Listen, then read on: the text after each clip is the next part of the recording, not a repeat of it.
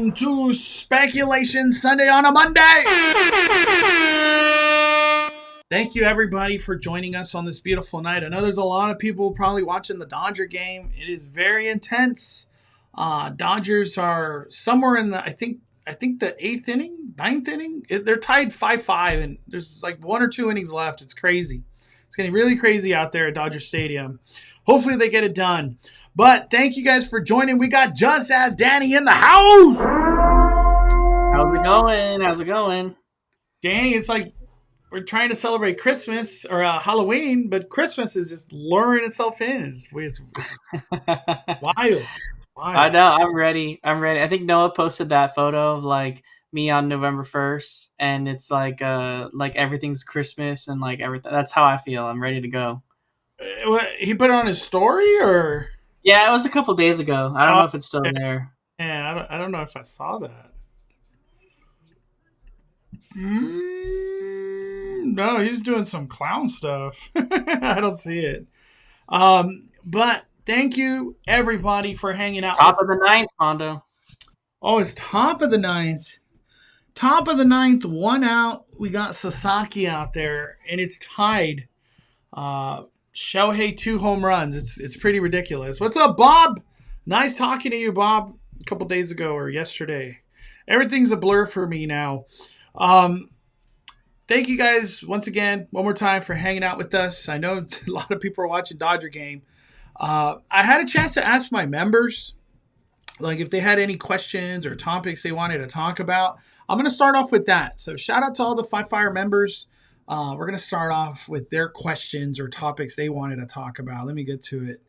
Where is it?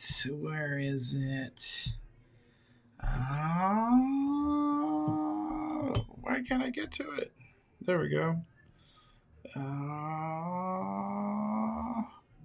All right. We got one question from Movie Maven. Do you think there's a chance of It coming next year, especially because of the new show Welcome to Derry on HBO Max? I don't know if you've seen it, Danny. I've seen it twice now. The Welcome to Derry episode 1. It's crazy. It's just wild. Very R-rated. It's pretty much instantly starts off R-rated. Like, it's HBO Max. I guess, what do you expect? Have you had a chance or any desire to watch it, Danny? Or Welcome to Derry? Not Welcome to Derry. I've seen the movies, but I didn't know about it until Coco mentioned it, so I'm gonna definitely watch it for sure.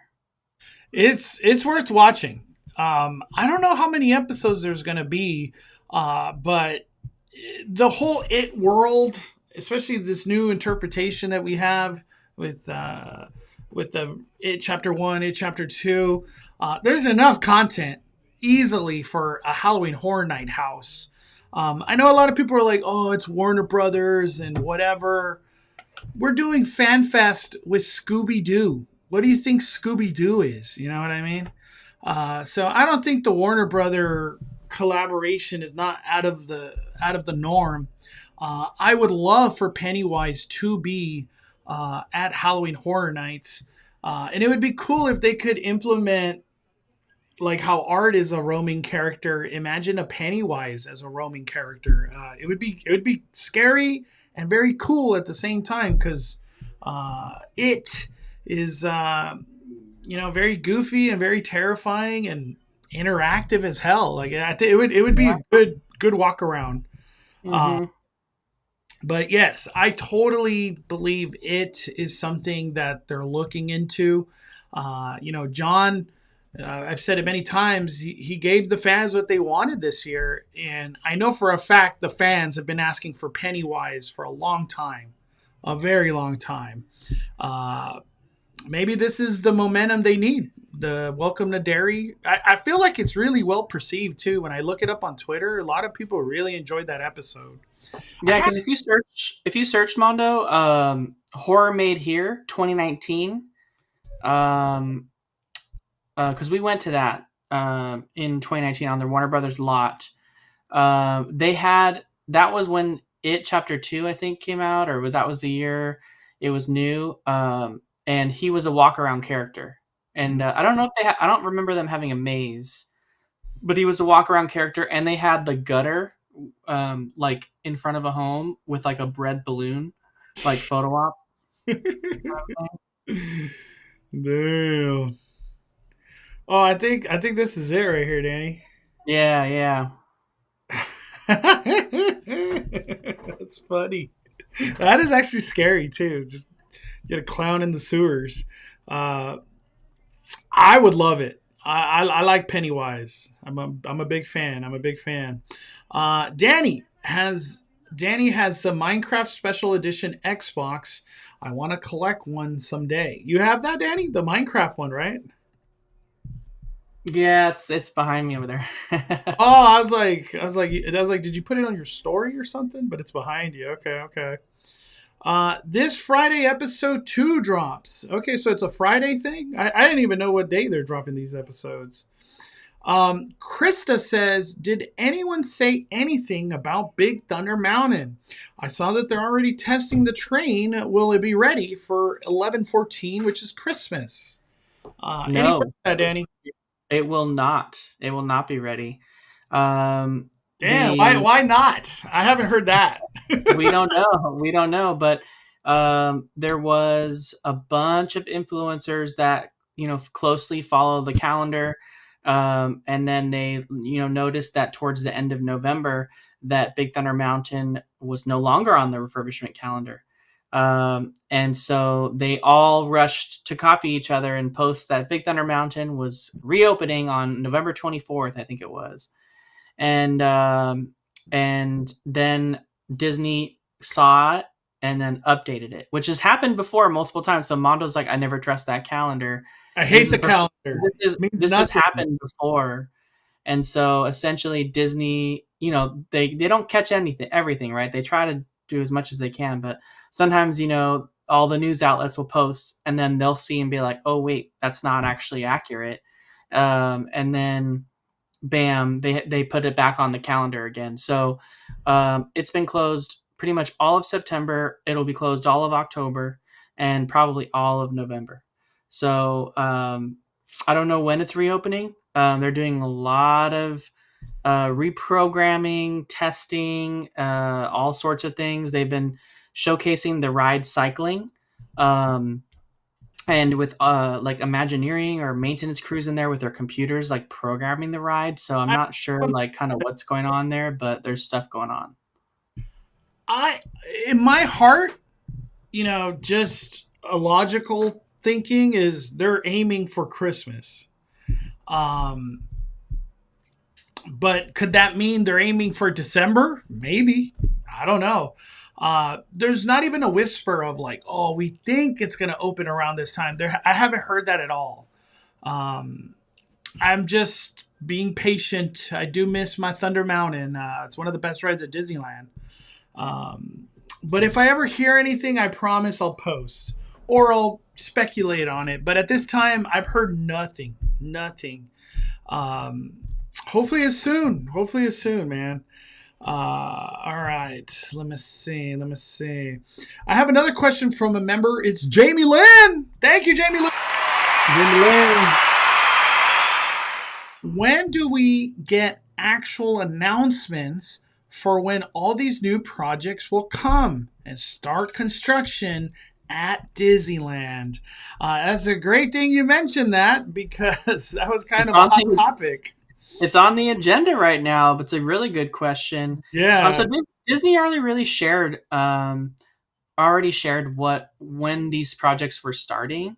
So they back, I forgot, right after D23 they shared the timeline of when they'd start working on Avengers Campus, and then we saw work start on Avengers Campus. Then they also shared back then that Coco's construction would start in the fall, and we're in the fall right now.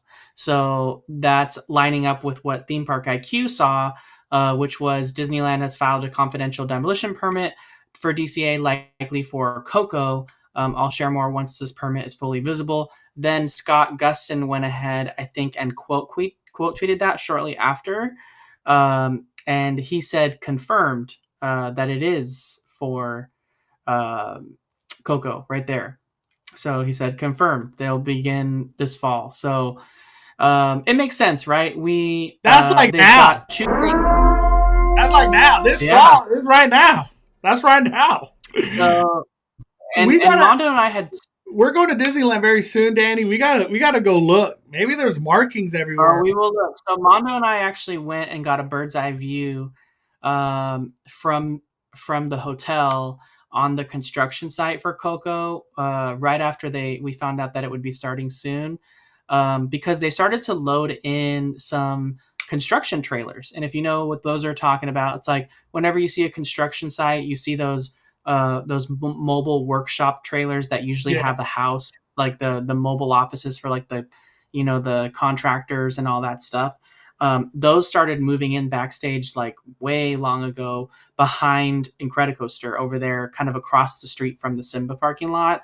And so we were like, man, we're going to start to see this construction really soon. And it makes sense that the permit that was, confidential at this point that was posted, it's not for Avatar, right? Some might say, oh, it could be for Avatar. And I mean, maybe it is. Who knows? But it's likely that it's this, right? Because Disney said it would start in the fall, Yeah. and we are, I'm and we putting already know it that on Avatar Coco. construction is basically kind of tied to Monsters Inc. And Disney said we would have Monsters Inc. till at least the first part of 2026, whatever that means. Whether that's January, February, March, we don't know. But Dude, when did Monsters Inc. movie come out? I'm just curious. Like maybe they're waiting for a special date. Monsters Inc. movie debut. Monsters Inc. October 28th. So now it has. Yeah, who knows when the hell Monsters Inc. will close? I don't know. yeah, so it's looking more and more likely that they're going to do the construction and the demolition of the stuff backstage that's necessary for this Coco attraction. What I'm curious about is um, do if we the thing that's kind of weird about all this, Mondo, is that um I don't know just how much construction is beginning now.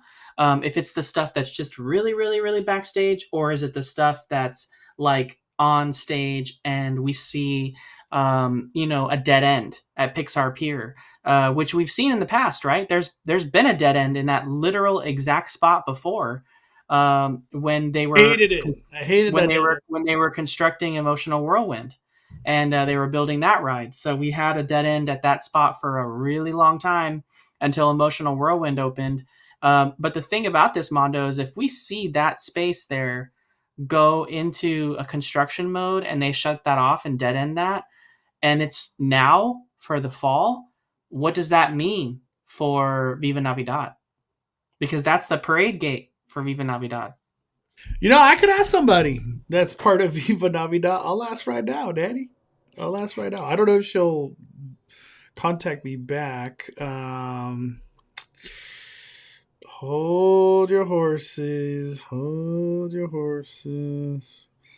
That's a great question. I didn't even think. Because if this construction is starting and we have a dead end that gets put up there and blocks that parade route, they're probably just waiting at this point for the final Oogie Boogie Bash, which is coming up next weekend. So and then at that point there will be no parades, at least scheduled in DCA anyway, until November 14th, when of course would be the first day of Christmas season over at Disneyland. And if Viva Navidad is happening, then that could be affected by it, might not be. But all the stuff that they're working on could be really, really backstage, and they may not be working on stage stuff until after the holiday season. We don't know. So, but it just kind of depends. Um, but I would say like we're gonna get to a point where there's absolutely going to be a period of time where that is a dead end at some point, where you're walking towards Incredicoaster and you can't walk through there. So we're gonna have a dead end there. We're gonna have a dead end at Cars Land, and we're gonna have a weird situation in Hollywood Land. So DCA is gonna be Walls Disney for a long time. And not even that. imagine when refurbs happen next year, like a lot of stuff could be down all at once at DCA. Um, yeah, it's gonna be crazy. It's gonna be really crazy. A lot of construction. Next year is gonna be fun. A lot of good updates. Updates everywhere. Uh, Updates everywhere. I don't know if we've talked about this with Coco Land. I'm just gonna call it Coco Land. Uh, is Emotional Whirlwind on the chopping block because of where it's at, or not really? No, not really. It's not. It's not really affected by that at all. It's just you're entering the ride kind of right where the parade route door is in this plaza right here, and then you're walking kind of in a jungly path backstage. Mm-hmm. Uh, to you're probably walking immediately in to a facade right there. With there's probably like a little courtyard right there with the flags above. Who knows? Maybe there's a little room there for some kind of snack stand or something. And then We it looks like just beyond that entrance there is the building behind it. That's the attraction entrance. And we then you we would don't. enter it and then go essentially it'd be like Indiana Jones where you're Yeah. entering like a fake facade, like way on stage, and then the backs, the building for the whole Indiana Jones ride is like way the heck far away, and you're just walking in like a building that's kind of underground all the way till you get to where the ride building is, Let and me. that's all Q. They're gonna need that space for Q, Mondo. Yeah. Damn, they just intentionally walked Otani right now. Uh, I got to go to this baseball game real quick, Danny. Go to it. Yeah, no, they walked it. They don't even want to pitch to Otani, dude. They're just like, yeah, we're not gonna pitch. It's the ninth inning. Why isn't this loading? MLB game day. Hold on. There's probably just that many people on this website right now. So, Hutani got caught stealing. Oh my gosh, that's brutal. Damn, this feed right here that they have on the internet or on their website is like so much faster than what people are watching. It's crazy. All right, I'm gonna get out of it. I'm gonna get out. Otani got caught stealing. Okay. Um, for hold on. For Coco, do you see an announcement coming this year? Yes, Like hundred just to percent. give people notice, like, hey, things are going to start being affected on that side.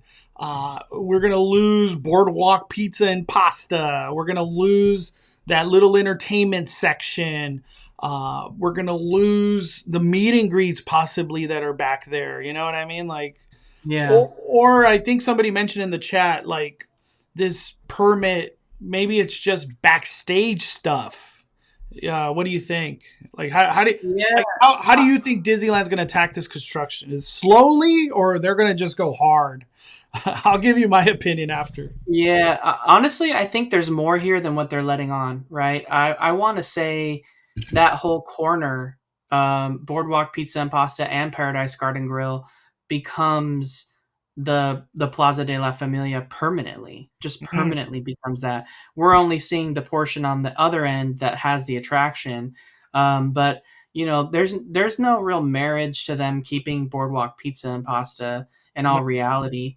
And I know we already have, essentially two Mexican restaurants at this point inside DCA. Cocina Um, Cucamonga. Maybe this means that Cocina Cucamonga becomes something else, right? And serves other types of food. Or maybe because it is in an area where they're doing kind of like fusion food Yeah. in San Francisco, it like doesn't really count to them. And this would be more like traditional Mexican food that you would find at like Zocalo or something like that.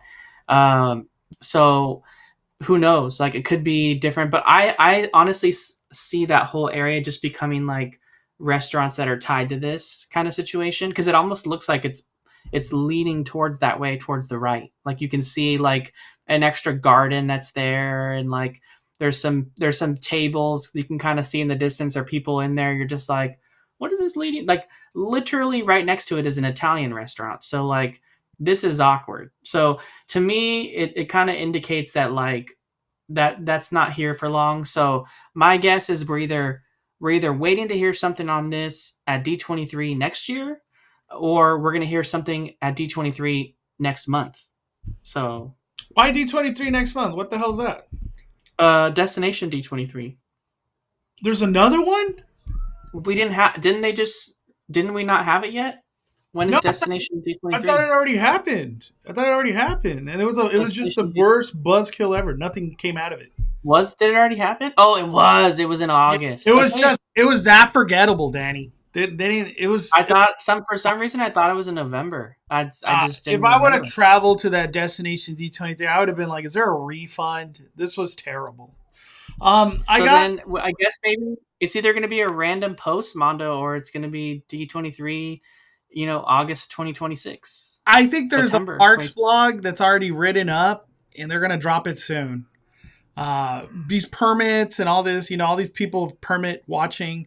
Disney's they're gonna get ahead of it. They're gonna post, enjoy your last pizza at Boardwalk Pizza and Pasta because it's gonna be shutting down like in I 2 weeks. mean, if you look at the artwork Mondo to the right, doesn't it kind of indicate that like I feel like that's not going to be there no more? You know what I Nah, mean? dude, look at that. There's like tiles. We don't have that. This whole structure looks completely different. Um, when I look at this picture, I don't even think Boardwalk Pizza and Pasta exists anymore. Like it's just Yeah, gone. because if you pull up a Google Maps of that area and you position that Let me see. where that is, Let me see. Let me see.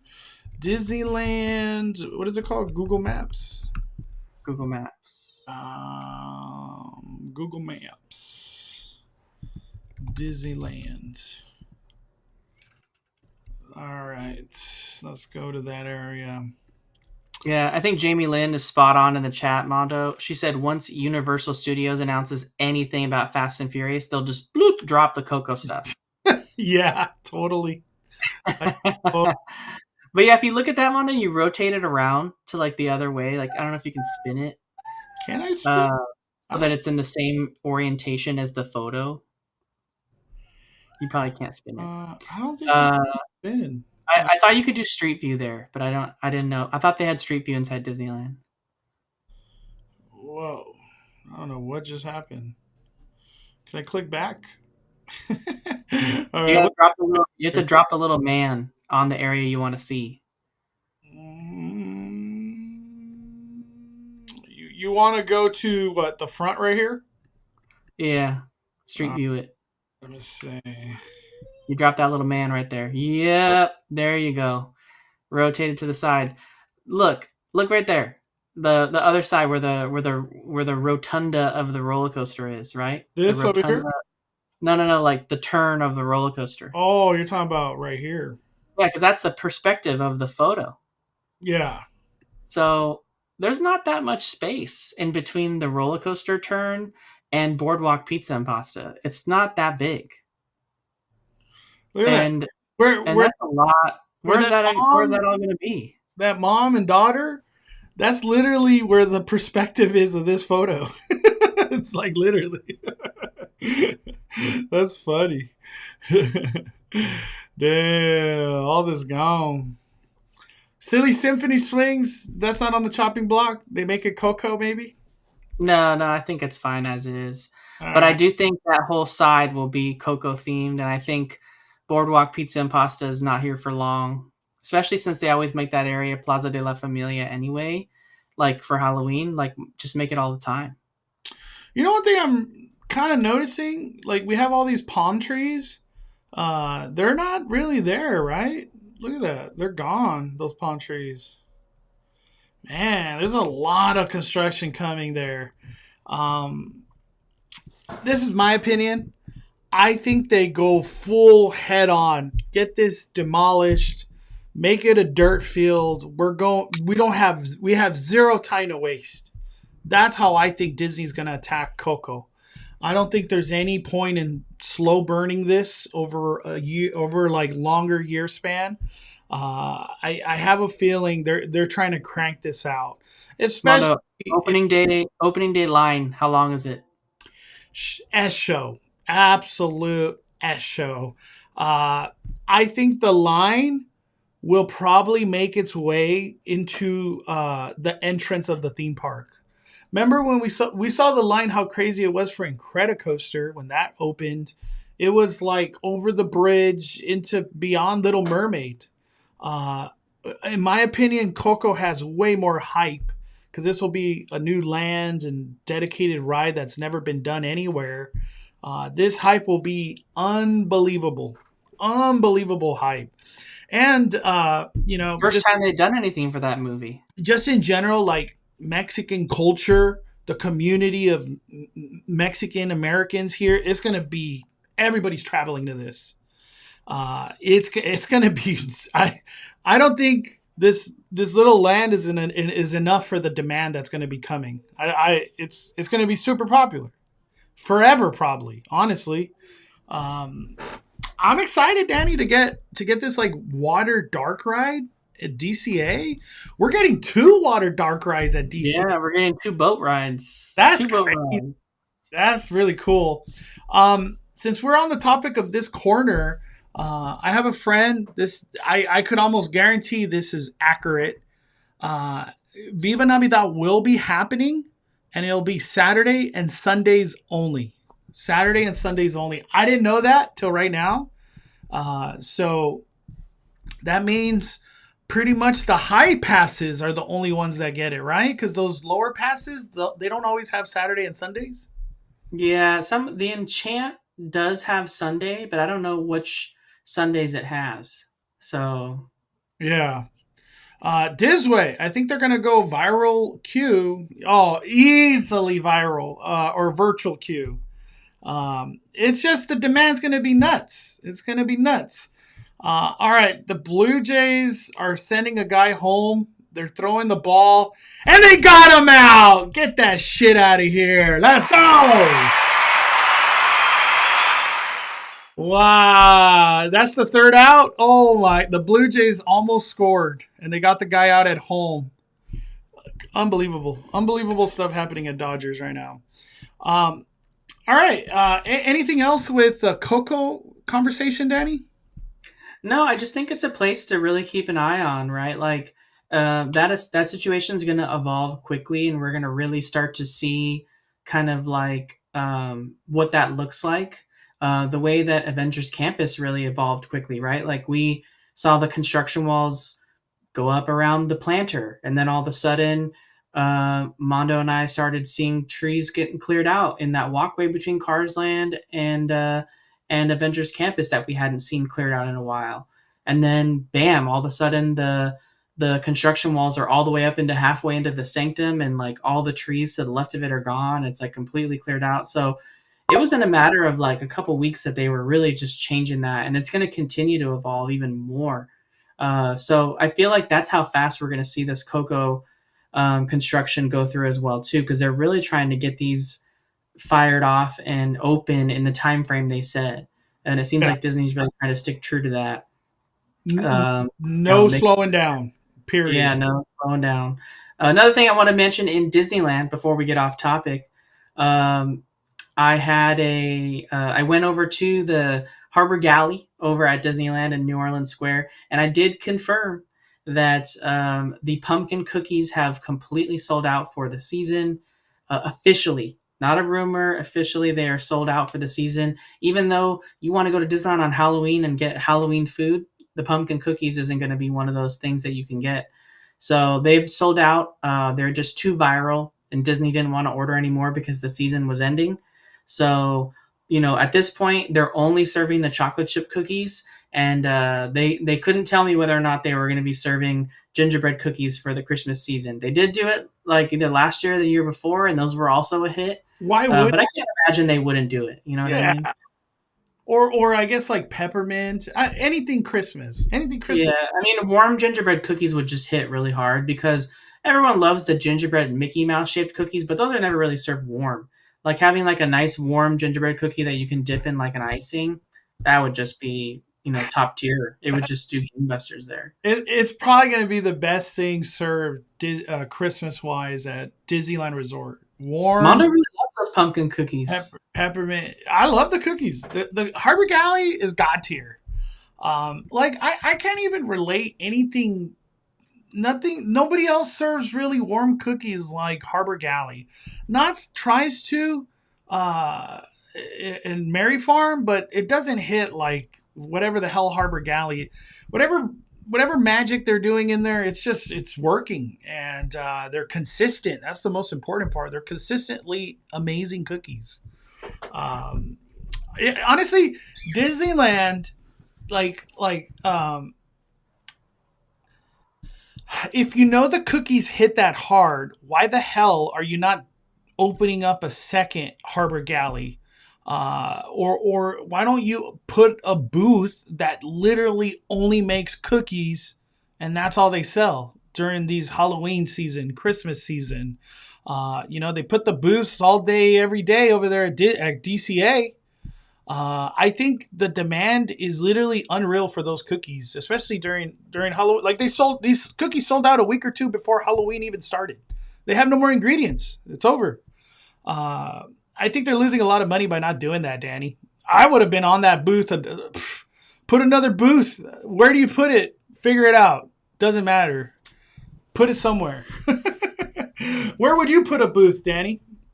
Where can I pop one of those food and wine booths at Disneyland that just sells cookies? That just sells cookies. Yeah, they could if they were doing like hot gingerbread cookies, then I would do something like over in Frontierland where they used to have the McDonald's fry booth. There's room for it there. And they could do gingerbread cookies that are shaped like Mickey Mouse, and then the warm cookies as well too. And it could just be like a Christmas themed booth that's right there, because they're already going to have Christmas decorations in Frontierland anyway, so it'll just kind of match that space. And there's room there for them to have a little bit of a queue if they need it. You know where I would do it? Right before the railroad station, right outside a Haunted Mansion queue. They have like a popcorn booth right there. You know what I'm talking about? Like in between, like right, the New Orleans train station. There's like a popcorn booth. I would just plop a booth right there that just sells cookies. So you could go to Harbor Galley or you could go to the booth. There's options. More money, like a lot more money. Oh man. All right. Since we're talking about Disneyland. I want to go to a touchy subject, a subject that a lot of people are angry, frustrated, very sad. They're heartbroken. Like every emotion you could think of, it's happening. And what it is, it's about Disney villains. And this topic, we touched on it not that long ago. It was either last Speculation Sunday or the one before. We mentioned it, that we were hearing that Disney villains can be essentially not year-round. And it was only a Disneyland thing, but however the Matrix took it all over social media, they were trying to get Walt Disney World involved, international. We're losing Disney villains, and it went viral everywhere. And in reality, it's just Disneyland. I have no clue about the villains in the other parks. Disneyland, the speculation and the rumor was that villains are going to become seasonal and to or events, like paid events, after dark events. And that heartbroke a lot of people. And I want to show a video because Sergio, if there's anybody I trust when it comes down to characters, it's Sergio. He's a great person to follow. He's always been super cool every time I've hung out with him. I want to play his video because nobody says it better than what he's about to say. And this is his Instagram. Let me hit this video.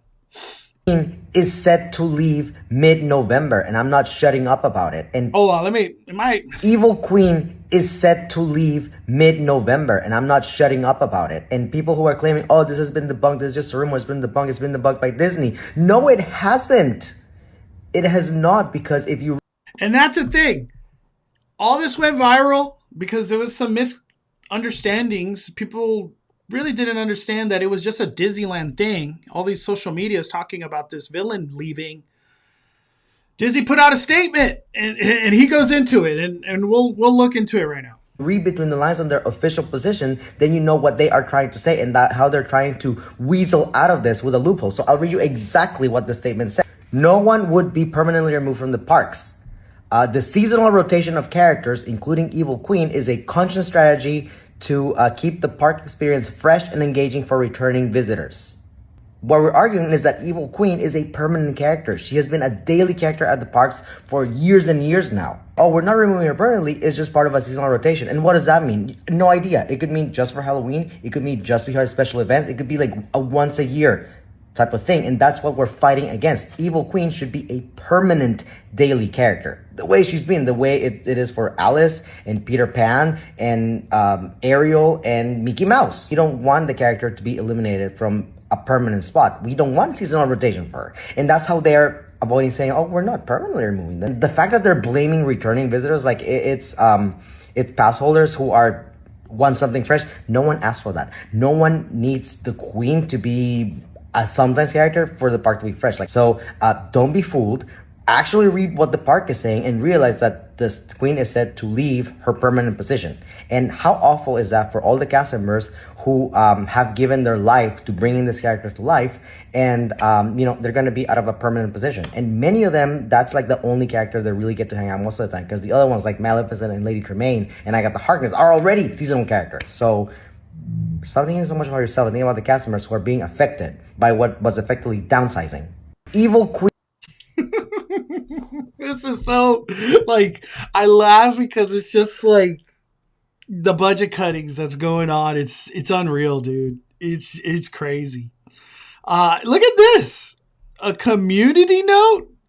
How funny is that? Instagram's community noting now? What in the world?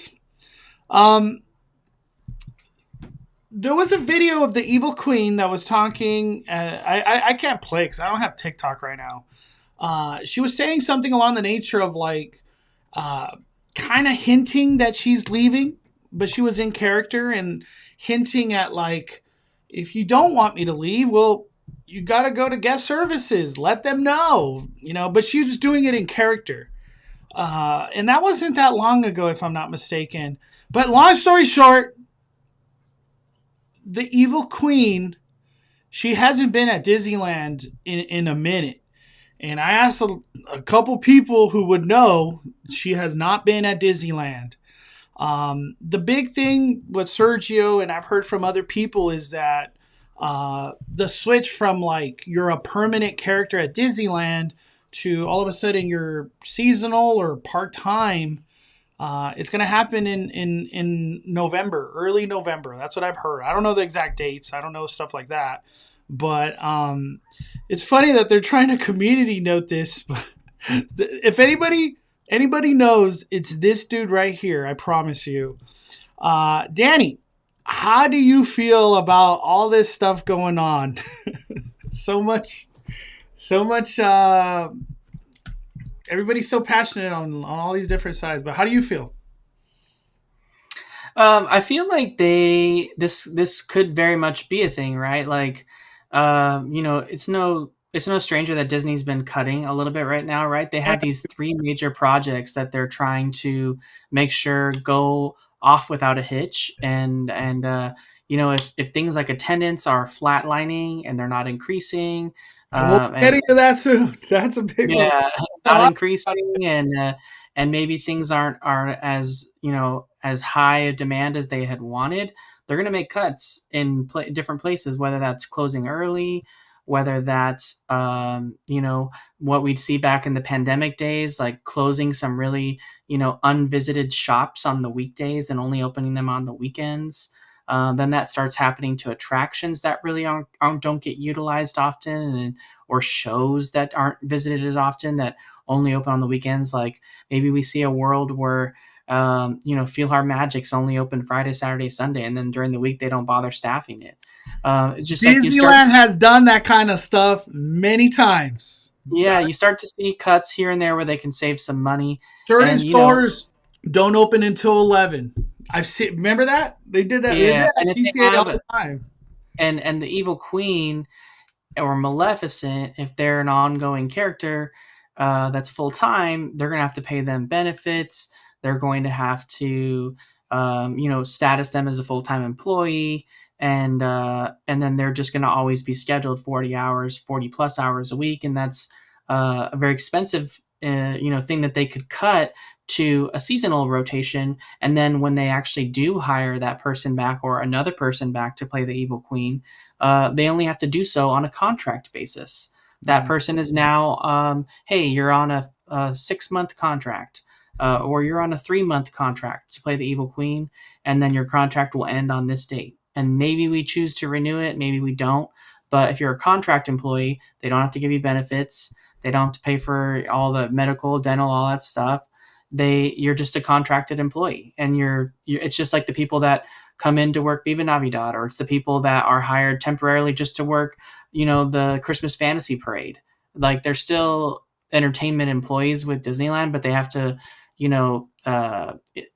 audition for those things, and they're just seasonal, and they don't last for very long. So I feel like that's kind of the route they want to go, and they only want to keep certain things, you know, full time, and then they'll pay for the villains when for a contracted period when it's Halloween time to make it more interesting, for people that come regularly for different holidays. Yeah, I look at it like it's very sad, very sad. Mainly because like villains, some people come because that's the only thing they care about. They just want to meet villains: Gaston, Evil Queen, Maleficent, Captain Hook. Like the list goes on of the villains. The villains are a very big deal. They're creating a whole villains land, villains attraction, villains everything in Walt Disney World. It's just an odd move for them to be like, well, let's cut back on villains at Disney. Is that you, Danny? What happened? I don't know. I'm just hearing like a shh. Was it a fan? No, I was like, is there static? I think it's very sad, very brutal. I was turning out an air purifier turned on automatically, so I Oh was no, just it's all trying. good. I was just like, I don't know if the Wi-Fi messed up. Um, I'm not like over the top when it comes down to villains. Everybody goes to Disneyland for different purposes. Everybody doesn't go for the same thing. Disneyland means a lot of things to a lot of people, and it's literally like infinity. Some people go for rides, some people go for food, some people go for photos, some people go to just walk, some people go to be happy, some people go to reminisce and remember childhood. Like, there's literally thousands of reasons why people go to Disneyland, and one of those reasons is characters, and characters mean a lot to a lot of people. And to that community, it's devastating because now you can't interact with these people until Halloween, possibly, or after dark events. I do, from the things I've heard, she's going to be gone. I don't know, on like a temporary contract, like why would these villains all of a sudden get hired for Christmas stuff? But I don't know when they'll come back other than Halloween, I guess, if they want to make villains a Halloween thing. It's kind of, Disneyland is budget cutting everywhere. When I take my emotional side out of it, the company is downsizing, cutting back, and charging more for less. It's just a continual thing Disneyland is doing.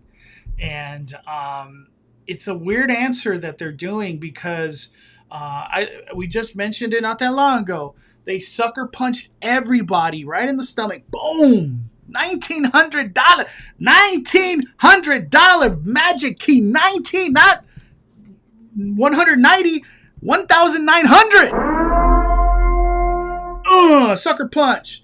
And then they consciously know a lot of people are not renewing because they can't afford it. And then they say, hey, we got this cheap 3-day ticket though, so you could still come back, sucker. You're just not gonna have a Magic Key no more. But here's this cheap ticket. Don't hate us. Just don't hate us. It's okay. Come back for this 50% off 3-day ticket park hopper thing. It's all part of the plan. The whole raising of prices and giving everybody less and less and less and less is brutal. I've never been a part of Disney as a fan, as a guest, where they've done this for so long. Like, I feel like there's companies, they go through their downsizing, charging more, giving less. It really feels like it's like a little period. But Disneyland, they're doing this for a long time now. It feels like since the pandemic. I don't know how else to say it. And I'll say it again. Disneyland, don't listen to nobody. Everybody's guest complaints, all these Magic Key complaints, they don't care. They don't care. Disneyland has a vision, and either you like it or you don't. And this is the direction we're going to go. Everybody's struggling financially in the world. Disneyland's a premium thing, I get it, but Disneyland, we're increase the price. It is what it is. What is it called? Lightning Lane, $40, or shitty product, $40. It's crazy. And yeah, if villains become temporary and then they're like a Halloween only thing, it's sad. There's no other word to say it. It's sad. But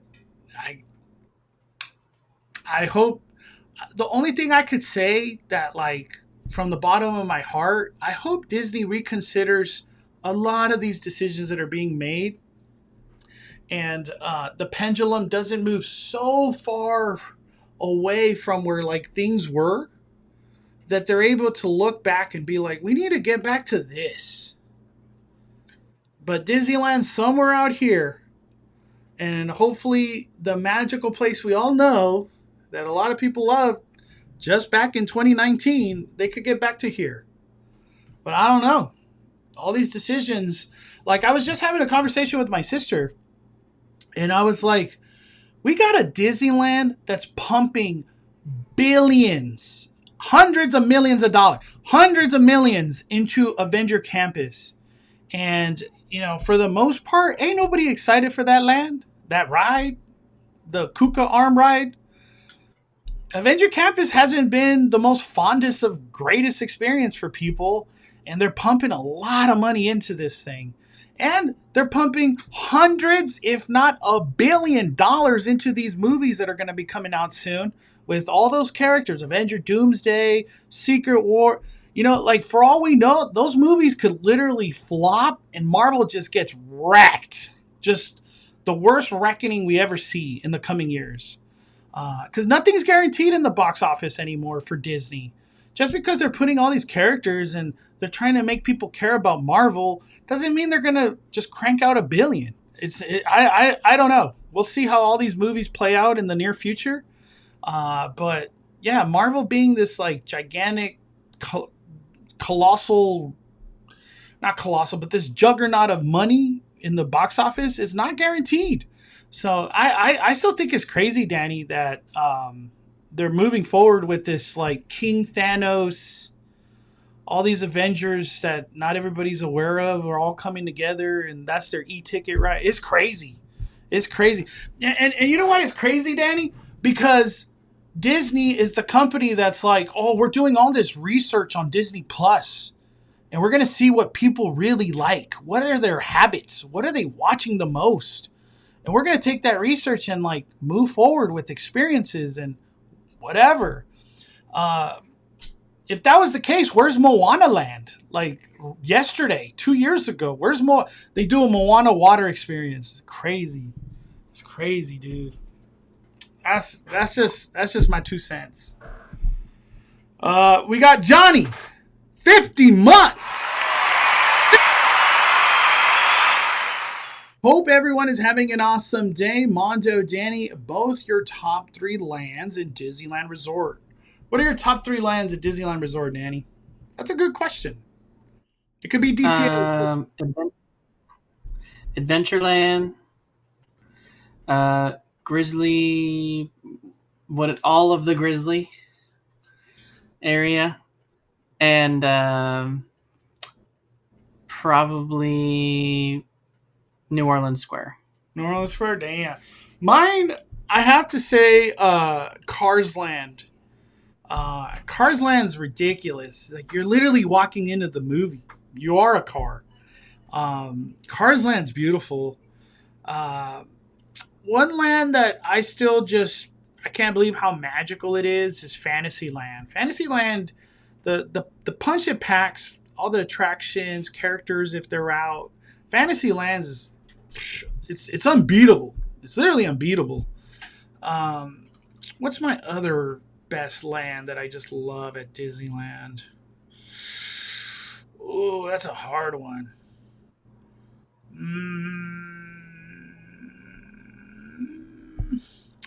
I almost want to say Main Street, but I know that's not a land.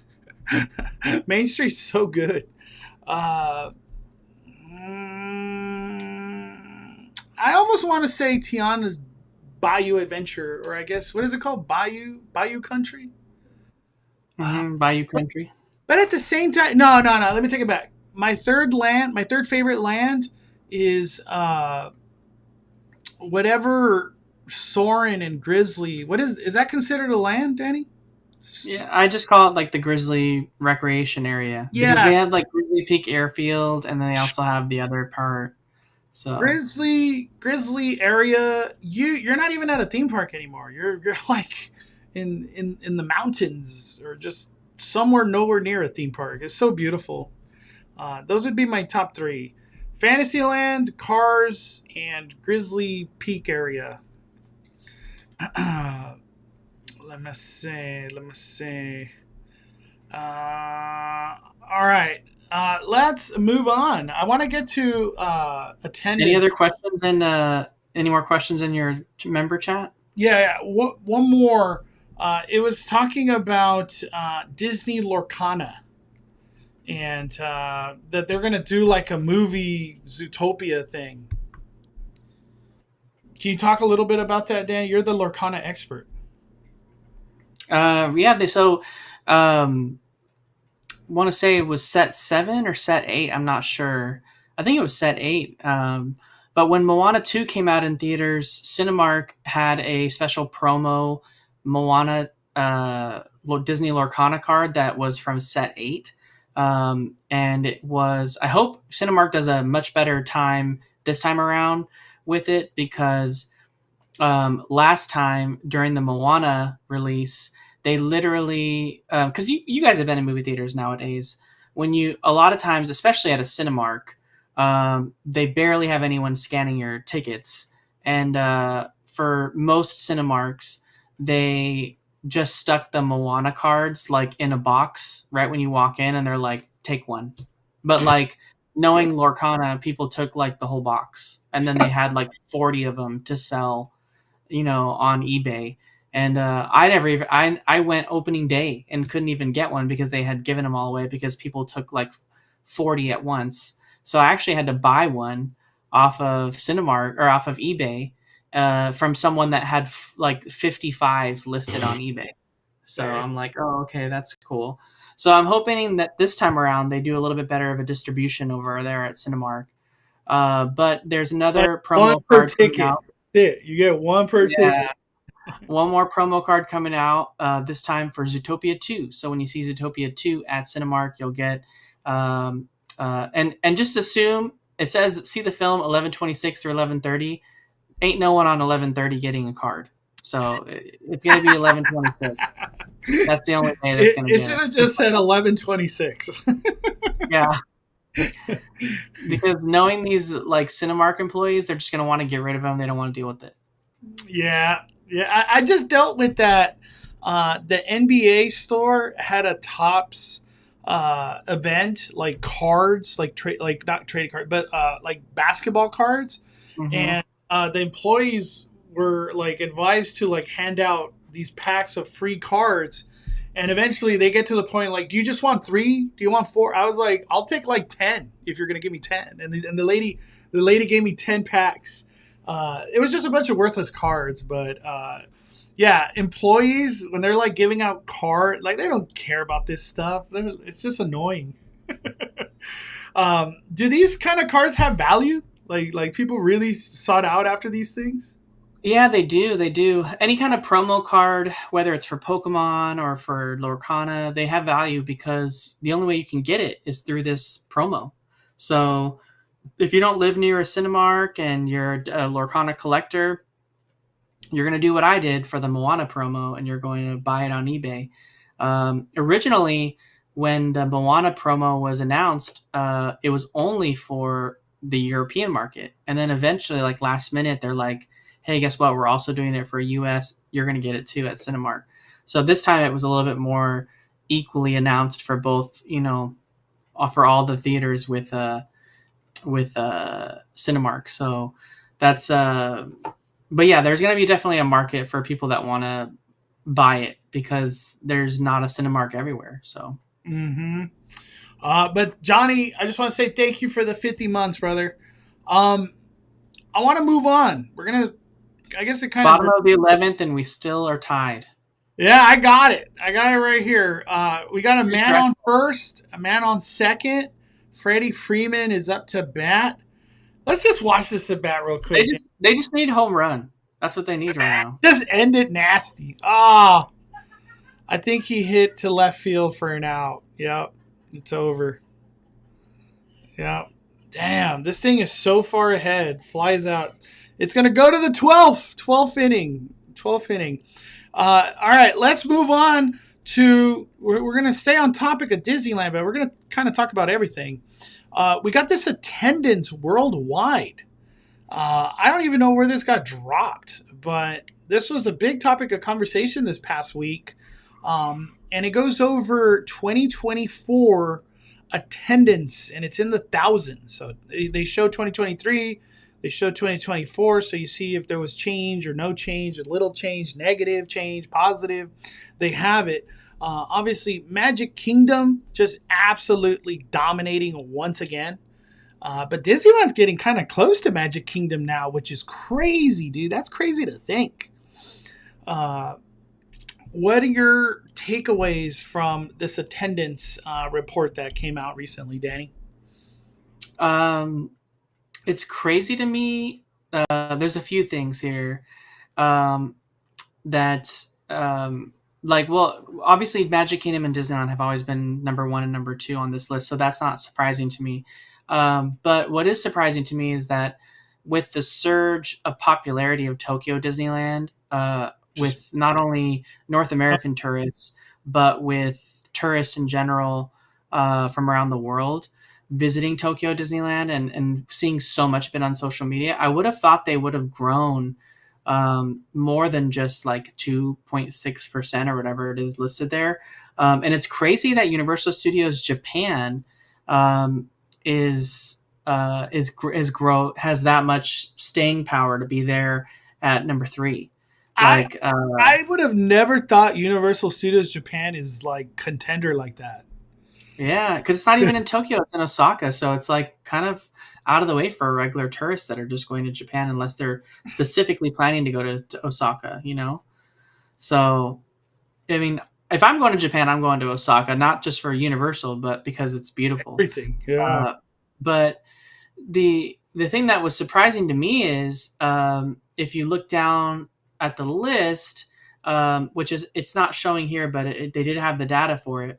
Knott's Berry Farm actually grew in attendance from year over year. But if you look at Universal Studios Hollywood, the thing that's crazy there is they fell almost. Where's Universal Studios Hollywood? Right here, 16. There's 16. They fell almost 10%. That is crazy to me. Like that is literally shocking to me because to me, that's like sound the alarms. What the hell happened?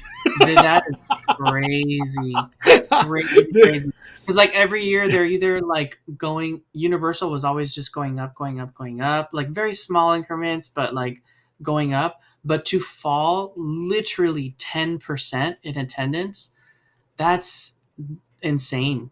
especially with Halloween Horror Nights and all that stuff. Like that has to be sounding alarms at Universal Studios somehow. Like they need to be like, announcing some of these, like the hotel and all these things that they're like holding on to these announcements way too long. Like they need to be throwing these out there. You know what I mean? Like Yeah. they need to get these expansion announcements out there rather than just the roller coaster. Because as good as that roller coaster is, if I didn't live close and I saw that roller coaster was coming, I'm not flying there for that roller coaster. Let me.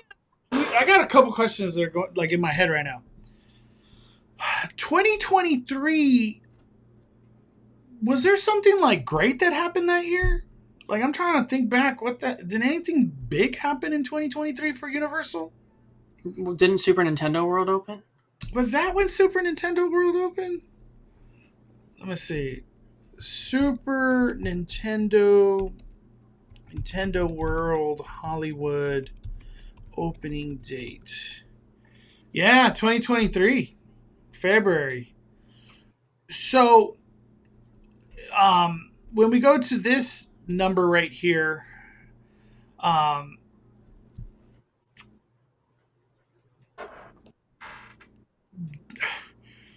can't help but be like, why are people not coming back to our Super Nintendo? You know what I mean? And Super Nintendo just opened up in Florida, so that's even more of like, maybe they just go to that one. They don't even come back to ours. Mm-hmm. What do we need to do? There's only one answer: expansion. But what do you think the Universal top like creatives? What's going on in their minds, Danny? Because minus 10% the very next year, that's brutality. You would have think there was like a 5-year growth or something before a dip. You know what I mean? Damn. Maybe we're looking at it too dirty because if you look at like, I don't think Galaxy's Edge is pushing any numbers more for Disneyland. Like if Galaxy's Edge never existed to it existing, is there a big up and down for that? I don't think so. I don't really think so. I think maybe it helped, but not like gigantic. What are your thoughts, Danny, on from one year to the next that people are just, I guess, not coming back? I don't know what else to say. Well, I think the thing that Disneyland and the Magic Kingdom have done really well is that, with their tiered ticket pricing and their different offerings throughout the year, they leave themselves a lot of room to grow attendance year over year and not make it feel like the park is too crowded, like it was starting to feel in 2019, right? So this new distribution of cheap days on the days that maybe are slow, there's room there for a few more thousand, adding on, so that they can slowly keep growing and just maintaining those top 2 spots in the world for theme parks, because they can fill all those previously dead off-season days with guests that wouldn't have normally been there.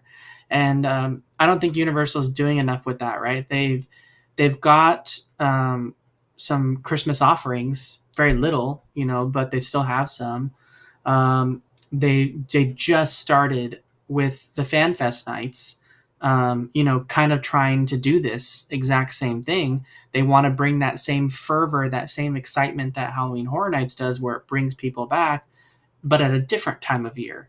And so Fan Fest nights was a huge success. So I'm excited to see what I feel like 2025, they're going to gain a ton back, because not only was Halloween Horror Nights a success this year, but so was Fan Fest nights.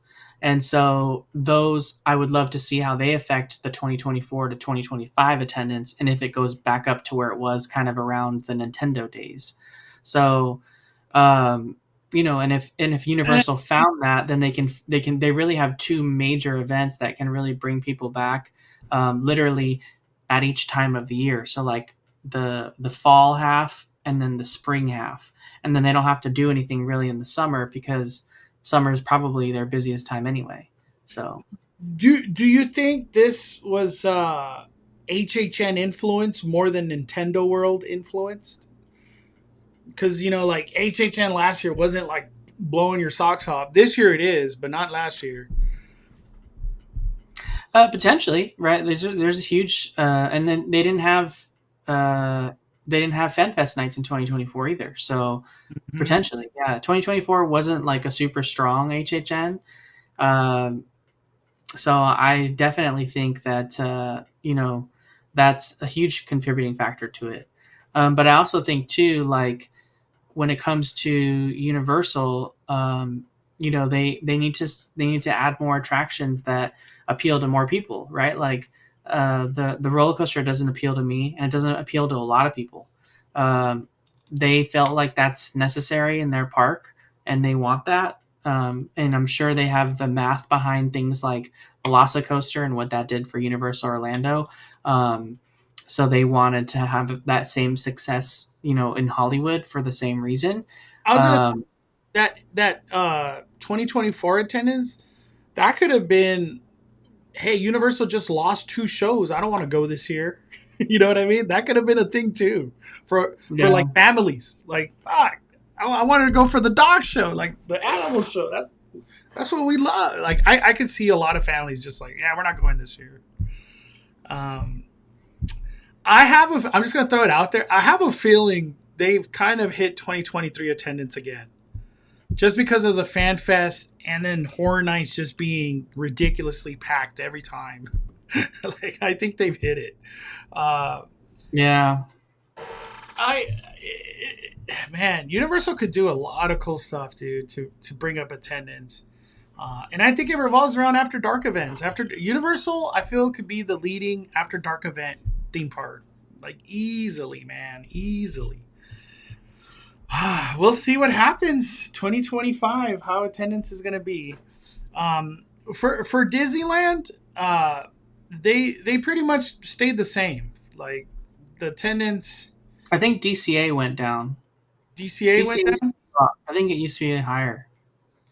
DCA Disneyland Park at Disneyland Paris. Where's DCA? Disney California. Disney California. Where the hell is it? Am You I tripping? passed it already. It's down below. Oh, it's 11. No, it went up. It went up, Danny. 0.5. Okay. 25%. Damn, that's crazy. So Disneyland is getting the same attendance and they're charging more. So they're making good money. Even though it feels bad, they're making good money. Damn, 10% though for Universal. I didn't know that until this conversation. That's so crazy. To end uh, Disneyland convo, I want you to talk about a little bit of Christmas, Danny. You had a chance to check out the Christmas merch. Give us your thoughts because you got to see it in person. You got to see it in person.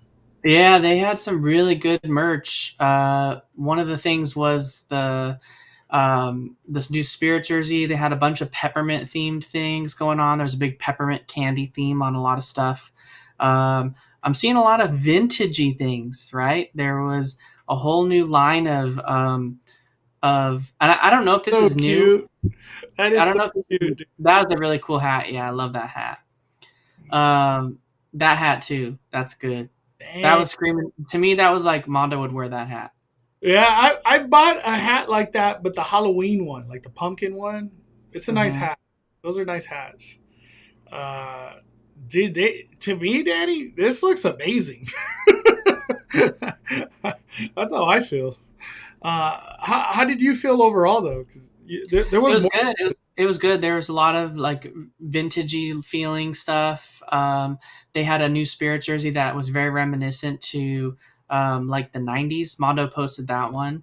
The characters on it were just it just the spirit jersey just invoked to me that like you got that spirit jersey in the '90s, and like I feel like that one's gonna sell really well because it's like it wasn't like new versions of the characters. It looked like classic versions of the characters. Um, so he's gonna show right there. It's like that right there. It's like they're all kind of like that older vibe to them. They're not like the new style. So to me, it just looked really good, and I feel like that would do really well. This jersey is gonna be a big seller. Um, yeah, Disney doing the It doesn't whole. say 25 on it. It's You could it just wear it has a gold. It any has a year. gold D in the front with Mickey. That's it. Yeah, no, it's nice, dude. It's freaking nice. Oh my God, the Dodgers just got somebody out at third in a dirty way. Um, the Christmas merch, I have to applaud Disney, man. They're killing it. They're doing a great job. They're gonna be emptying a lot of wallets this Christmas season. Is there any like one of these particular where you're like eyeing it down? Like you didn't buy it today, but you're like, I might get that soon. I really liked the hat, the peppermint hat. I think that was kind of cool. That one was something I would probably get. And then That's really and nice. also I really like that T-shirt that had Disneyland with like all the different treats and Christmas treats. Mm-hmm. That one right there. I like that Yeah, one. that was nice too. Mm. Yeah, they're doing it. I like that they're decorating the letters. Like that. I feel like that was like an Etsy thing, and now they're doing it. They're copying the Etsy's. Um, You know, one thing I didn't see though, Mondo, is we've been pretty much consistently getting those baseball jerseys you know how for it like works every for Christmas? holiday, and I still haven't seen that yet. I'm sure it's probably coming, but I just haven't seen it yet. You know.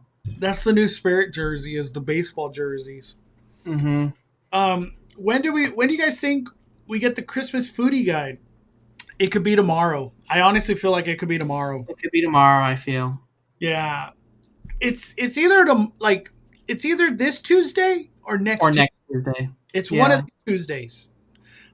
Because people want to plan, they want to get the hype going. Disneyland is ready to just move on from Halloween.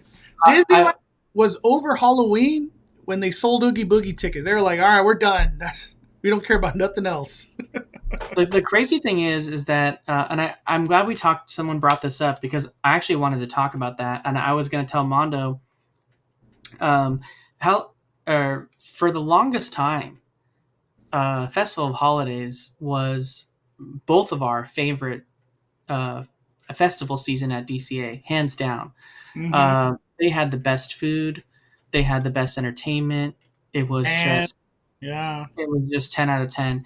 And then they ruined it in like 2023 with Festival of Mac and Cheese. That was just that was the worst foodie guy we've ever had ever.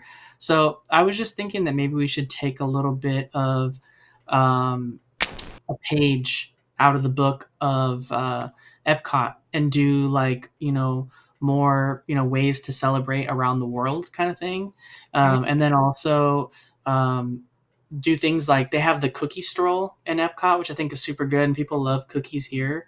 The cookie stroll is so much fun in Epcot. It's like one of my favorite things to do when I'm there for Festival of Holidays, which is where Festival of Holidays started, right, in Epcot.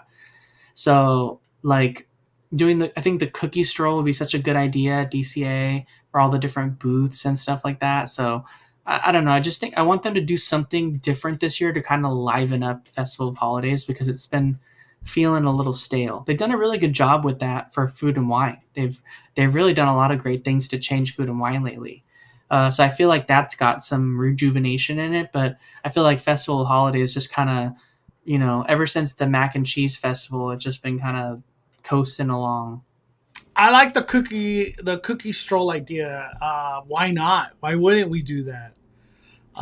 Did they ever do that? I feel like they did one year, Danny, where it was like cookies was the thing. I don't know if it was for Festival of Holidays, but I feel like there was one year where there was like a lot of cookies and they were trying to make it important. So I guess the Dodgers have the bases loaded, 2 outs, and Kershaw is pitching. Bring in Kershaw. This is crazy. 12 innings of baseball. Whoever paid $1,200 for tickets, you got your money's worth because you're getting extra innings. Dude, imagine what it's going to be like getting out of Dodger Stadium. It's going to be, and nobody's going home early. Who's going to leave their $1,200 tickets? Oh, that should have been a strike. Yeah, this is crazy. Um, for Festival of Holidays, have they promoted like what's coming yet, or not really? Just the holiday season. We do know that Festival of Holidays is coming, but I don't think we've gotten any entertainment like who's going to be the entertainers during Festival of Holidays. We just know it's coming, so we know Festival of Holidays is coming. I almost want to say it's going to be tomorrow, dude. They're just going to drop everything. Here's the info. Uh, Damn, is there anything else that Epcot does really good that would translate to DCA, like food wise? No, I just really feel like the cookie stroll would be a really good Oh, idea. I was gonna say, Danny, drinking around the world, drinking around DCA. DCA is all about alcohol. I Well, don't know. I just feel like we just kind of lost it a little bit. Festival of Holidays. So, uh, as like 2023, we had the Festival of Mac and Cheese. 2024, we had like a cut, like a scale back. Like the event wasn't as big. The booths didn't go as far down the performance corridor. I don't even think we had the one in Hollywoodland. And then I don't know about you, Mondo, but I really not liked how they include that food truck in Hollywoodland as like another booth location. I don't like that. I haven't been liking that. You want the booth. Yeah, I want a booth. I don't want them to just throw it in a food truck and have a premium option there. So Uh, the food truck usually has good food though. it You does, but I don't like that it's like you part want a of the booth. booth. Just I want a booth that's separate. yeah, man. Yeah, Festival of Fat Holidays. Cat isn't on the entertainment schedule, at least according to their own schedule. The So which one, Danny? Fat Cat. Oh, no Fat Cat. I hope Fat Cat's. That's like one of my favorite things of Christmas. Fat Cat Swingers and Viva Navidad. Like that's literally why I go to DCA and Season of Light. But I can't even do that. Can't even do Season of Light. All right, Kershaw got us out of that inning with the ground out to second. It looks like. Um, Anything else Disneyland related? Let's move on to Universal if we're good. Anything else Disneyland, Danny? Nope. Let me make sure before we get out of here. Let me go to my Instagram.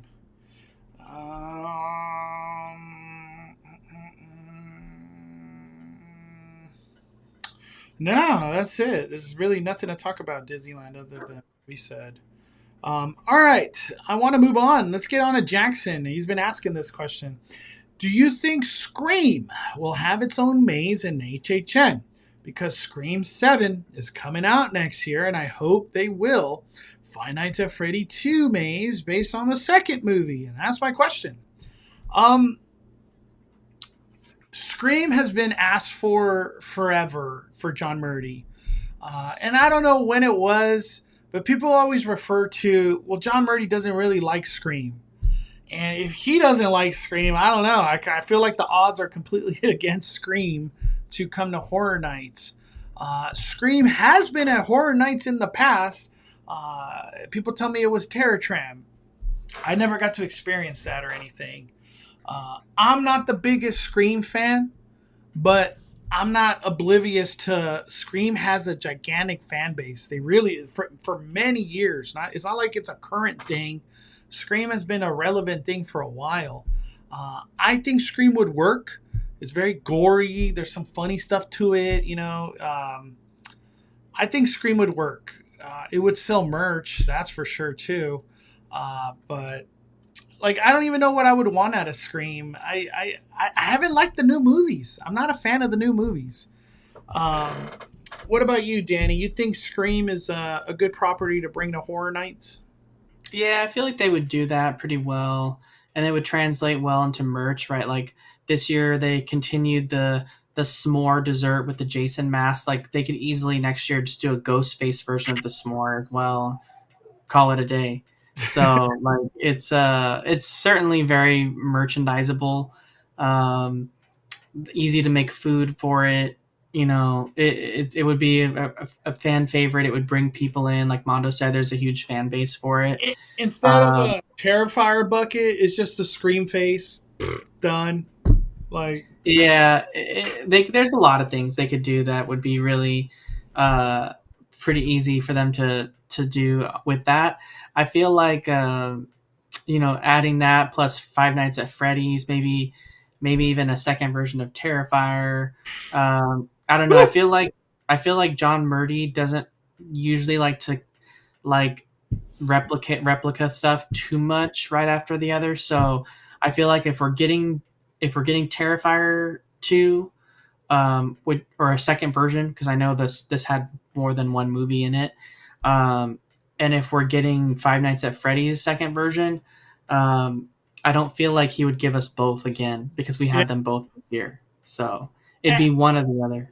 If I had to take a guess, it's gonna be Five Nights at Freddy because the money machine that thing is ridiculous. It's just ridiculous. I don't see people cosplaying as Art the Clown like I see people cosplaying FNAF. The amount of FNAF cosplays I see at Horror Nights every time I go.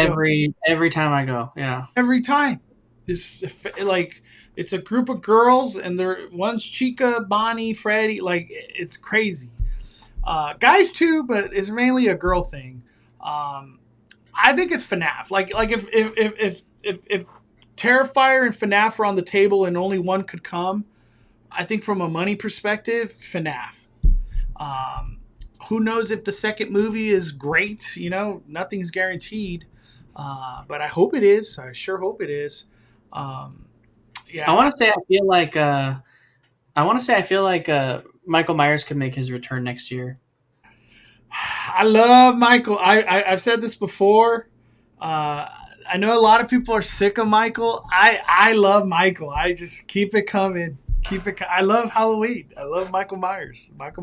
Except the new stuff. Obviously, I'm a very big hater on it. But the old Michael is wonderful. Bowmania. 51 months. Love you, Bowman. We need to hang out again, man. It's been way too long, Bowman. But I love you. Love you. I actually called Bowman recently to ask for fish advice because we got to fish. We got to fish. Advice. Keeping fish alive is not just put water and just feed it. It goes. No, it's a very expensive thing. Yeah, we found that out. It goes beyond that. Mental Vibe says, went to my first HHN yesterday. Had Express Unlimited. Got in at 6:50. Done with all the houses by 9:45. Ended the night with carne nachos and elote at White House was my absolute favorite. Hell, wow. Bang, bang, bang. You had like a non-stop day, it seems. That must have been a fun one. For Universal, let me go to this because this is the most current thing. Fast and Furious is testing and they keep going further and further.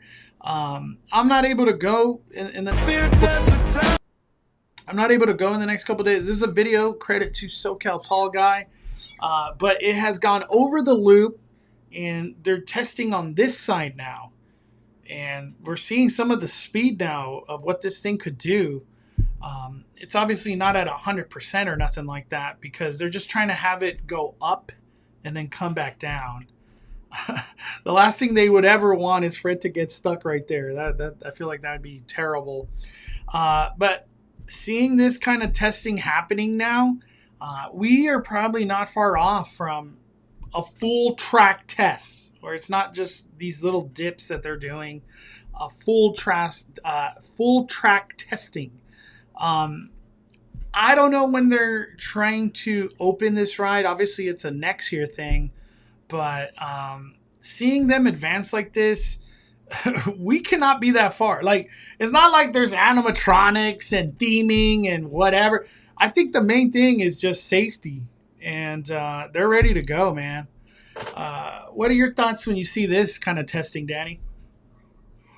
Yeah, it's crazy to see it pick up speed. Like, it's going to be crazy to see how fast it goes when it's fully trying to go through the circuit. Like, it's going to be a fast ride. Really fast ride. I think the fastest it will go is at this point because it has to launch your ass back to the top of the station. You know what I mean? All the way from the bottom. Mm-hmm. So you're going to be hitting a lot of these areas fast at this very end of the ride. It's crazy. It is a scary ass ride, dude. Now seeing it move, Danny, are you more tempted to do it or not do it? No, I won't do it. No. You're just like, I'm good. If it was if the ride never rotated, I could do it like over and over again. Yeah, That's we just haven't seen that yet. me And off. it's rotating while we're like upside down and stuff too, you know? Like Yeah, if the ride didn't rotate, I could go on it for days. But since it's rotating, no, like not at all. you know, I haven't seen it in a while.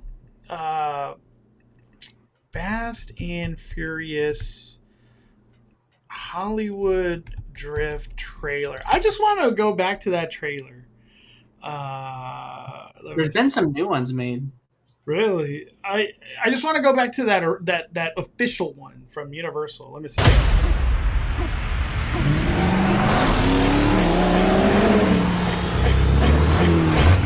Yeah.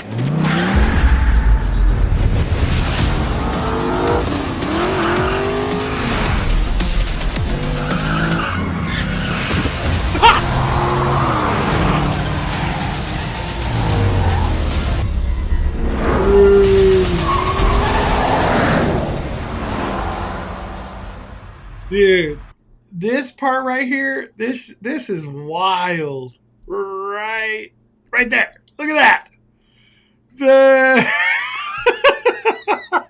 That's what when you're walking right there, that's what you're gonna be looking at, Daddy. That's so crazy. That's crazy, dude. Oh my Lanta. We're gonna see cars spinning above our heads. I'm still shook, man. I can't believe this is real. Can't believe this is real. Let me see. We got Johnny.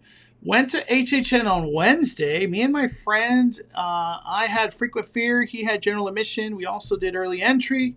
We were done by everything at 9 p.m. I'm glad. Wednesday to me was very busy. You had a great run, I guess. Wednesday felt like a Saturday. This previous Wednesday. With Universal Studios Hollywood, I want to bring up one thing. That's what I really wanted to get into, and it is the construction that is happening at Woody parking lot because it's getting very interesting now. You were confusing a lot of people, Mondo, when you were saying Woody's parking lot online. Yeah, people are always like, "What the hell are you talking about?" And well, It's because you got to say Woody Woodpecker. Woody Wood. Not Woody's. You say Woody's, and that's like Toy Story. Woody and Jesse. So we have a roof happening. There's escalators here. This is Woody Woodpecker parking lot, right next to Jurassic. Pretty much the way it's gonna play out now that like I could visually see what's happening. It's like a Mickey and Friends. That's how I see it. So everybody that parks at Jurassic, you're not going to be able to cross into City Walk like we do now, or you just walk into City Walk. Everybody's going to have to go all the way to Woody Woodpecker, go through security, then you could go to City Walk. What do you think about that, Danny? What do you think about that? And I have some more things that I'm going to throw in here. Well, we know it's necessary for, if the security that's there now to go away, to build the hotel right up to the front of the park like they want to do. Personally, for me, I feel like it's a little bit safer to be in City Walk, when you've gone through security. So that's kind of refreshing. Super safe. It's going to mean that you're waiting, a little bit longer probably. But, I mean, it is what it is. So I'd rather... I think I'd rather them do this route, in all honesty, especially before the Olympics and things like that. Yeah. I was talking, I think it's right here. Park Journey. He said, no, it'll actually work better because they don't have to manually go through everybody's bag. So I have a feeling whatever security Florida is doing, are they kind of more newer security? What does the security look like for Epic Universe? Have you ever seen that? I'm curious. I don't know. Epic Yeah. Universe security. I'm just curious. I know that our Universal uses like airport security screening, which is fast generally. So Um, yeah, I'm really curious. I never hear anybody talk about security for Epic Universe. do you feel like you like the security at Universal Studios? Hollywood? Yeah, because of how fast it is, with even though it's like airport. I don't really think it's fast. I don't think it's fast.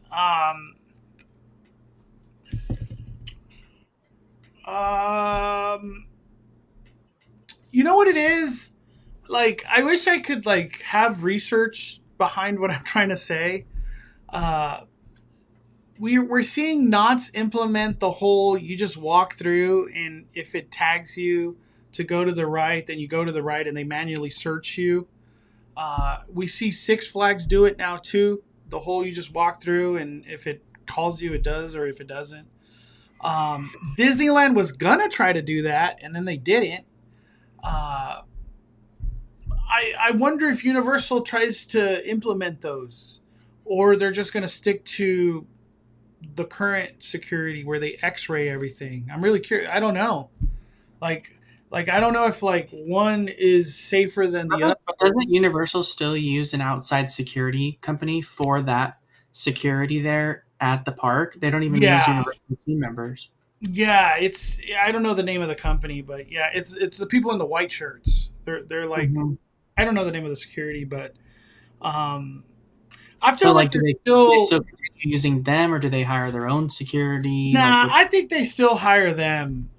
Where they're just kind of like we rather like contract that than employ it. But are you trying to say like if they go the like the Knots version, that's like a Knots employee, not a contract? Yeah. Or because maybe they don't work with those machines. You know what I mean? I see what you're saying. They're gonna go security then, or X-ray current version. Maybe they just get newer machines, which I don't mind. Obviously, security is like the most important thing of a theme park. Like it's existential. But yeah, no, it's just I don't think they go away from it then, because I don't think they're gonna go employee security like I guess Knots. Damn, I didn't think of it that way. Okay, yeah, so I think it's just the same. It's gonna be the X-ray machines. I think though, them doing Woody Woodpecker. It's so hard to say all those words. Dang, Woody Woodpecker. I just like calling it Woody. Them doing this fast, I'm assuming the other timelines are being brought up too. There's probably going to be one of these over there at iFly, where iFly used to be, and these are all the big picture, which is hopefully a hotel in the future if it's real, and then at that point it would mean expansion and more theme park and whatever the case might be, wherever they take it, upper lot, lower lot, I don't know. But these have to come to existence. I think it's cool because it just means the future's coming, and the future is now. All right. I want to do like 5 minutes of Q&A. If anybody has any questions or topics that you guys want to talk about, this is the time to post. And then we'll be firing it down. And that Dodger game is still going. 13th inning. How incredible. That's crazy. These people are there at 10 p.m., dude. Yeah, dude. Those people are not leaving. Yeah, it's gonna be nobody's going home because those tickets were so expensive. It's gonna be hard to get out of there. Went to HHN a while ago. Wanted to let you know your videos were a huge help to a first timer at HHN. Hey, thank you.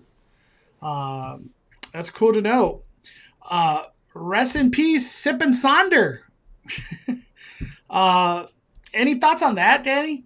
Did you had a chance to check out whatever the new thing was, right? Yeah. It's just Sip and Sonder has left Parkside Market in downtown Disney. They still have their location in downtown LA.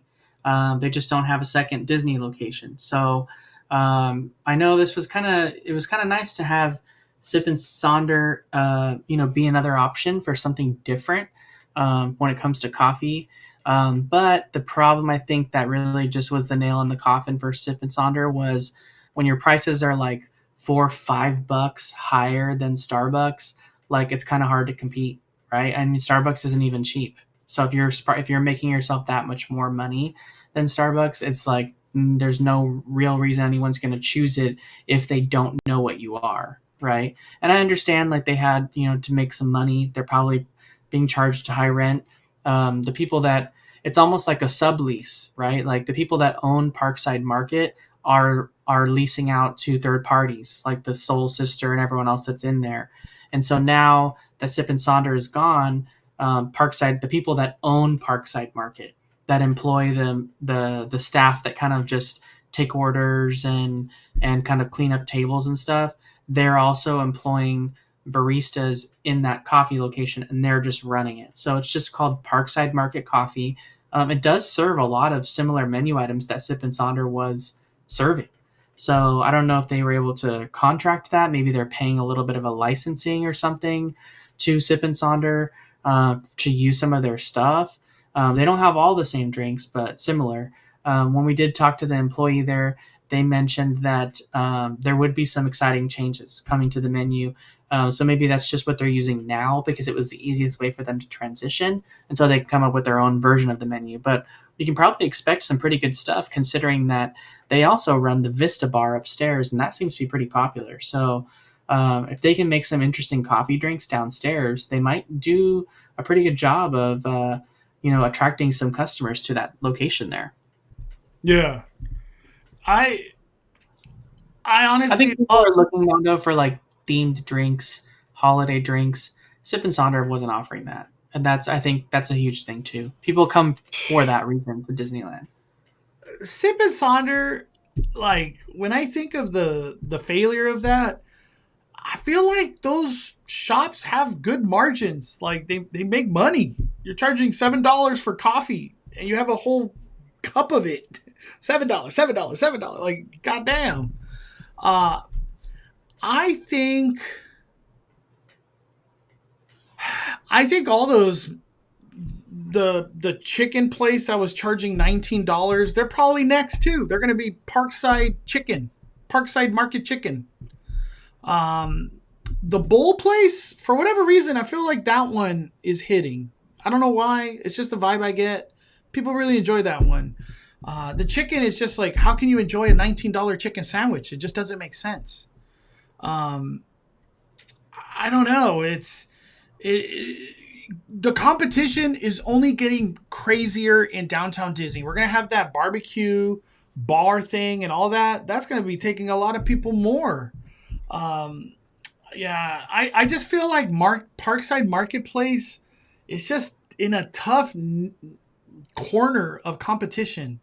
Not even that. The sandwich spot's about to open soon. They're gonna take more customers. I don't know. I don't know how you compete with Parkside Marketplace. They just need to sell alcohol in all their locations. That's how you compete. Everybody wants alcohol. That's like a thing in downtown Disney. Um, I don't know, dude. That's Sip and Sonder. That's sad, but like, uh, I could just go to Starbucks for $5, and then yours is $7. I don't know, dude. It's a tough one. I had it a couple times. Didn't really care for it. It's just whatever's. Um, will you make a video to preview the holiday food? I'll definitely make a video. It'll probably be an hour long. There's gonna be a lot to talk about in that video. Did you watch Black Phone 2? I did. Have you watched it, Danny, or no? No. Yeah, I did. I thought it was just middle of the road. Didn't really care. I wanted to bring this up, Mondo. Hiram Segovia in the chat said, I wish Mr. Barbecue was all you can eat and not pay what you can eat. Mr. Barbecue is all you can eat in Fullerton, where it's open, and I don't know if they have any other locations, what they're like there. Is there some kind of confirmation somewhere, Mondo, that the Universal location will not be all you can eat? There's no info. Like I don't have any info I could look at. I As far as I know, it's gonna be all you can eat. Because like one of their picture logos, it's like Ace, all you can eat. Oh, AYC. the AYCE. I think it's all you can eat. I don't know unless you heard something else, Hiram. I haven't. Um, Yeah, when because or we're gonna it's. say that? I was gonna say because I went to the Fullerton location. It's definitely all you can eat. When do you think Canes at City Walk is gonna open? Before December ends, so anytime in the next couple months. I'm not so enamored with Raising Canes. The pizza spot though, Slice House, it's hitting. It's nice. It's really nice. Uh, how is Fire and Ice Interactive Grill Bar at Downtown Disney? It looks good. How is Fire and Ice Interactive Grill and Bar? I think she meant to say Garden Walk. It is good. I've been to it. I think is mid. Is mid. It's not amazing and it's not terrible. It's just literally mid. Yeah, Uh, it's good. It's good, it's fun. The thing is it's fun. It's fun eating, just like Mr. Barbecue's fun. okay. So, Okay. like to me, but is it like the best food you ever ate? To Mondo's point, no, no, it's not. So, uh, I feel like there's like a hot pot or something. There's always new stuff opening at Garden Walk, man. Garden Walk be changing so much. Um, if you want my honest opinion, save your money, Angel Forever. Go do character dining somewhere. Like do something cool, like you know what I mean. I don't think it's worth going to Garden Walk to Fire and Ice, then eat a ton of food, then come back to Disneyland. All that walking and it's a lot. I don't know. I don't recommend it. Uh, Let me see. Too niche, and alcohol has great profit margins, but I think people are now going towards zero proof and alcohol free. Yeah, mocktails. Nothing wrong with mocktails. I like mocktails. Um, I wasn't the biggest fan of mocktails until Disney started charging like $20 for anything alcohol related. I'm like, I'd rather just get the $7 mocktail. $20 for alcohol is just too nuts. It's too nuts. Um, what do y'all think will happen with Garden Walk if we get a third gate at Toy Story, which is directly across the street in Skyliner that stops there? Um, Garden Walk is just gonna reap the rewards of Disneyland building all around it. All that property, the value goes up gigantic. It probably suck for all those people because those leases, when they renew, they're gonna jack the prices up even more. But Garden Walk, whoever owns all that, they're rich. They're super rich, more rich. That's what I think. Any thoughts on it, Danny? yeah, no. Right now, there's just a weird mix of things in there, like Mondo was saying. They did just open a Paris Baguette, which is pretty well known and very popular. That's close to like the California Pizza Kitchen. So that'll do really, really well there, especially for people that are walking through from the JW Marriott and like the Wyndham World Mark that want to get some breakfast. Paris Baguette's a great place to do that. So I think And that'll do well there as long as people know that it's there. And the hard part is knowing that something's in there, but I think it's close enough to the street that people will see the sign. that Cheesecake Factory is probably the most money making cheesecake factory ever, dude. That thing is Yeah. packed always, man. Uh, yeah, Garden Walk's just gonna reap the reward. I don't see we're gonna sell our thing to Disney. Not at all. Like they're rich. They're rich forever. Um, Let me see. I think that's it. Closing thoughts, Danny. Closing thoughts. Let's fire it down. Um, like Mondo said, I think we're either getting the foodie guide and the Christmas stuff tomorrow, Wednesday, or we're getting it next week. Maybe they don't talk about it this week because Halloween's on Friday. But then next week would be literally the week before holidays kick off. So it would make sense for it to be one of the. It's for sure coming out either this week or next week. So we can expect it soon. We'll have something to talk about. Be able to see what the menus look like for Food and Wine Festival or for Festival of Holidays. We're gonna start seeing the Festival holiday booths, over there on Harbor Boulevard, like they usually always are. When it's about that time of year. Mondo and I we're going to Disneyland soon, so we'll actually look for those. I bet you on our way. booths are going to show up there tomorrow. Those food booths. Yeah. Oh, they're outside of DCA. Yeah. So a lot of changes. I'm excited though. I'm ready. We'll both be filming videos from visiting Disneyland, so you'll have something to see, kind of the latest, what's new and what's happening.